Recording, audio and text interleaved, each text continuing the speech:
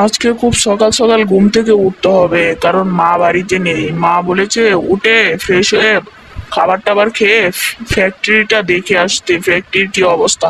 তো আমি উঠে চলে আসলাম মুখ ধুতে। মুখ দিয়ে রেডি হয়ে গোসল করব, পরে এসে এখন গোসল করব না। এই তো রেডি হয়ে গেলাম। এখন আমি যাই খাবারটা খেয়ে নিই। খাবারটা খেয়ে আবার আমাকে ফ্যাক্টরিটা দেখতে যেতে হবে। মা আজকে বাড়িতে নেই, মা আজকে বাইরে গেছে, তো আমাকেই তাই একা খেতে হচ্ছে। সব কিছু রেডি করে রেখে গিয়েছে। আমার খাওয়া শেষ। এখন আমি যাব ফ্যাক্টরিটা দেখতে। নিচে আমার বাইক আছে, বাইকটা নিয়ে যাব। মা বলেছে বাইক সাবধানে চালাতে। কোন দিন জানি বাইকটাও আবার নিয়ে নেই না হলে।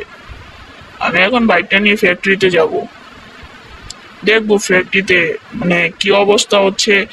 এখানে বাবা বলছিল যে ফুটবল স্টেডিয়াম বানাবে ফ্যাক্টরিতে।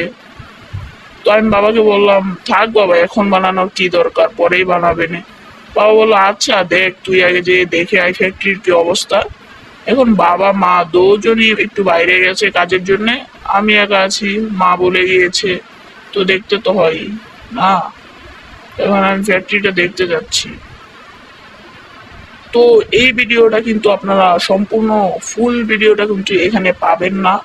তো আমি দ্বিতীয় পার্ট আপনাদের জন্য দিয়ে রাখবো। চলেন আবার ভিডিওতে যাওয়া যাক। এই যে এখানে আমি ফ্যাক্টরিতে এসে পড়েছি। এখন এখন আমি একটু ভিতর দিক দিয়ে দেখে চলে যাব। যখন বলেছে দেখতে, আমি খালি দেখেই চলে যাব। খালি একটু দেখবো কি অবস্থা। বাবা বলছিল ফ্যাক্টরিটা আর রাখবে না, ফুটবল স্টেডিয়াম বানিয়ে নিবে। এখন চলে যাই, সমস্যা নেই, থাক এভাবেই। তো ফটাফট আমার ভিডিওতে একটা লাইক একটা কমেন্ট করে দাও। আমি সবাইকে সাপোর্ট করবো, বুঝছো? আমি সবাইকে সাপোর্ট করব।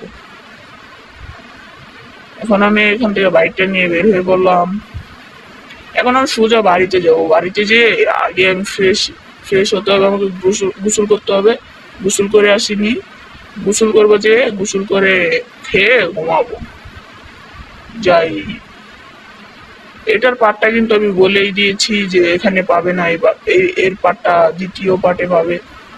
তার জন্য তোমাদের লাইক করে দিতে হবে। এখন আমি বাড়িতে এসে পড়েছি প্রায়। বাড়িতে গিয়ে শুধু গোসল করব, খাবো, ঘুমাবো। আমি বাড়িতে চলে এসেছি। বাইকটা পার্কিং করে রাখতে বলেছে। রাত্রেবেলা বাইকটা পার্কিং করে রাখিনি, মা আমাকে খুব বকা দিয়েছিল।